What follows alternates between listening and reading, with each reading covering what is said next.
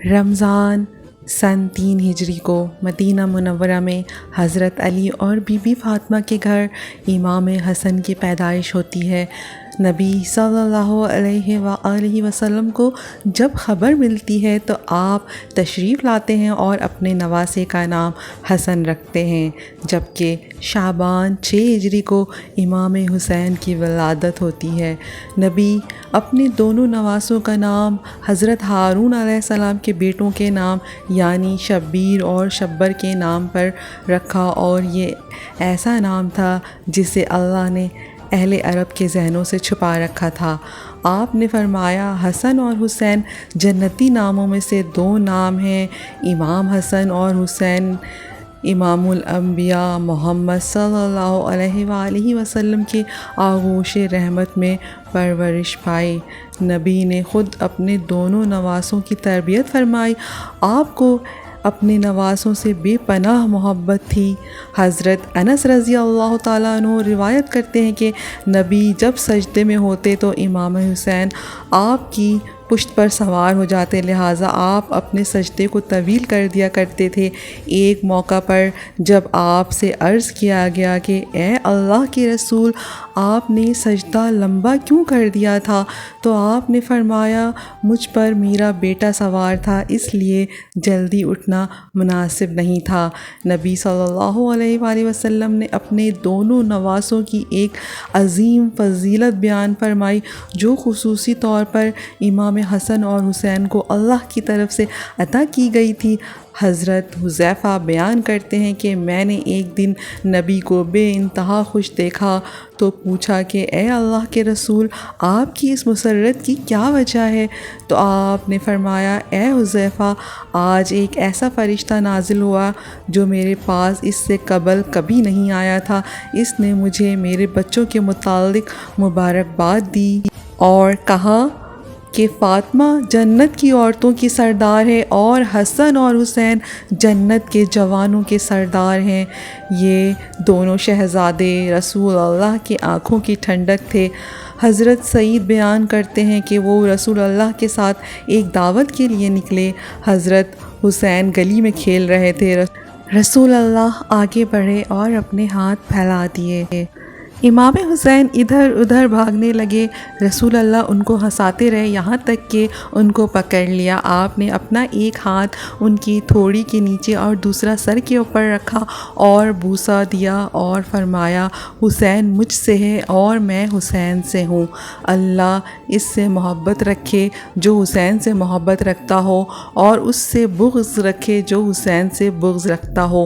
اس فرمان میں نبی صلی اللہ علیہ وآلہ وسلم نے اپنی امت کو اعلان کر دیا کہ امام حسین سے محبت ایمان والوں پر فرض ہے اور ان کا دشمن مومنوں کا دشمن ہے۔ ایک موقع پر فرمایا، بے شک اللہ نے ہر نبی کی اولاد ان کی پشت سے پیدا کیا، اور بے شک اللہ نے میری اولاد علی کی پشت سے پیدا فرمایا۔ ایک دن رسول اللہ حضرت حسن کو ساتھ لے کر مسجد کی طرف نکلے، اور حسن علیہ السلام اس وقت چھوٹے سے بچے تھے۔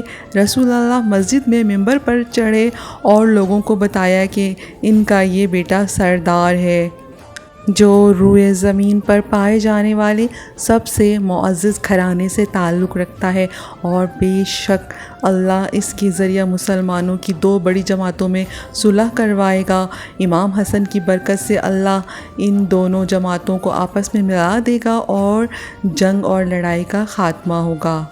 امام حسن اور حسین علیہ السلام کی ہستی کو اللہ نے آخرت اور دنیا میں بلند کر دیا۔ ان 2 شہزادوں کا بچپن نہایت ہی فکر و تنگ دستی میں گزرا، باوجود اس کے آل محمد ہمیشہ ثابت قدم رہے اور اللہ کی طرف سے انہیں ہمیشہ غیبی مدد آتی رہی۔ لہٰذا روایتوں میں آتا ہے کہ ایک دفعہ جب چاند نکلا عید کا تو دونوں شہزادے حضرت فاطمہ کے پاس آئے اور کہنے لگے، امی جان کل عید ہے، کل مدینہ کے بچے نئے نئے کپڑے پہنیں گے، کیا ہم نئے کپڑے نہیں پہنیں گے؟ حضرت بی بی فاطمہ بہت پریشان ہوئیں اور اپنے لخت جگر کو دلاسا دیا کہ ان کے لیے بھی اللہ کپڑوں کا انتظام ضرور فرمائے گا۔ آپ نے نماز ادا کی اور اللہ سے دعا کی۔ کچھ ہی دیر میں دروازے پر دستک ہوئی اور پوچھا کون ہے؟ کہا میں اہل بیت کا درزی ہوں، شہزادوں کے لیے کپڑے لے کر آیا ہوں۔ لہٰذا آپ نے کپڑے لے لیے۔ جب نبی صلی اللہ علیہ وآلہ وسلم نے صبح حسن اور حسین کو نئے کپڑوں میں دیکھا تو فرمایا اے فاطمہ کیا تم جانتی ہو یہ کپڑے کہاں سے آئے ہیں؟ عرض کیا یہ کپڑے جنت سے آئے ہیں اور وہ جو شخص آیا تھا وہ جبرائیل امین تھے۔ صحابہ کرام اور خلفائے راشدین بھی حسن و حسین سے بے پناہ محبت و عقیدت رکھتے تھے اور ان کی عزت و توقیر فرماتے۔ لہٰذا ایک روایت کے مطابق جب حضرت عمر ابن خطاب خلیفۃ المسلمین تھے تو آپ ایک دن منبر رسول پر خطبہ دے رہے تھے۔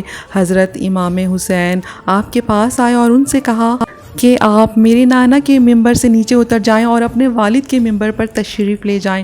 حضرت عمر نے کہا میرے والد کا تو کوئی ممبر نہیں ہے۔ یہ کہہ کر حضرت عمر نے حضرت امام حسین کو اپنے پاس بٹھا لیا، پھر وہ ممبر پر سے اتر کر حضرت حسین کو اپنے گھر لے گئے اور فرمایا اے میرے بیٹے آپ کو یہ کس نے سکھایا؟ آپ نے کہا کسی نے بھی نہیں۔ حضرت عمر نے فرمایا اگر آپ ہمارے پاس آیا جایا کریں تو بہت اچھا ہوگا۔ چنانچہ حضرت امام حسین ایک دن آپ کے گھر گئے تو حضرت عمر معاویہ سے تنہائی میں گفتگو کر رہے تھے۔ حضرت امام حسین نے دیکھا کہ حضرت ابن عمر دروازے پر کھڑے ہیں۔ حضرت ابن عمر نے امام حسین کو اندر جانے کی اجازت نہیں دی، اس لیے وہ واپس چلے گئے۔ بعد میں جب حضرت عمر سے ان کی ملاقات ہوئی تو آپ نے فرمایا اے میرے بیٹے حسین آپ ہمارے پاس آتے کیوں نہیں؟ لہٰذا حضرت حسین نے فرمایا میں ایک دن آیا تھا اور آپ مصروف تھے، مگر آپ کے صاحبزادے ابن عمر نے مجھے اجازت نہیں دی تو میں واپس چلا گیا۔ اس پر حضرت عمر نے فرمایا نہیں، آپ تو عبداللہ ابن عمر سے زیادہ اجازت کے حقدار ہیں، کیونکہ ہمارے سروں پر جو یہ تاج شرافت ہے یہ سب کچھ اللہ تعالیٰ نے آپ کے گھر آنے کی برکت سے ہی دیا ہے۔ اور پھر حضرت عمر نے امام حسین کے سر پر شفقت سے ہاتھ رکھا۔ اسی طرح مورخین نے لکھا کہ حضرت عمر رضی اللہ تعالیٰ عنہ نے حضرت امام حسین کا وظیفہ اپنے بیٹوں سے بھی بڑھا چڑھا کر رکھا تھا۔ اس پر حضرت عبداللہ ابن عمر نے اپنے والد حضرت عمر سے ایک موقع پر شکوہ کیا کہ آپ مجھے حسین سے کم وظیفہ دیتے ہیں، حالانکہ ہم دونوں کو برابر وظیفہ ملنا چاہیے۔ روایت میں آتا ہے کہ حضرت عمر نے ان پر ناراضگی کا اظہار کیا اور فرمایا کہ تم حسین کے ساتھ برابری کی بات کیسے کر رہے ہو؟ تم عمر کے بیٹے ہو اور وہ رسول اللہ کے نواسے ہیں۔ اگر آج تمہارا باپ امیر المومنین ہے تو حسین کے نانا کی برکت سے ہے، اس لیے اس سوچ کو ذہن سے نکال دو۔ اسی طرح ایک روایت کے مطابق حضرت عمر کے پاس مدینہ میں شاہ ایران کے خزانے بطور مال غنیمت کے پیش کیے گئے۔ حضرت عمر نے اس کے متعلق صحابہ سے مشورہ کیا کہ اس کو کس طرح تقسیم کیا جائے، یعنی کس پیمانے سے ناپیں یا ہاتھوں کی ہتھیلیوں سے اندازہ کر کے تقسیم کیا جائے۔ حضرت علی نے فرمایا ہاتھوں کی ہتھیلیوں سے دینا زیادہ بہتر ہے۔ لہٰذا حضرت عمر نے سب سے پہلے حضرت حسن کو اس طرح دیا اور اس کے بعد حضرت حسین کو بلا کر اسی طرح سے عنایت فرمایا اور اس کے بعد لوگوں کو بلا کر دینا شروع کیا۔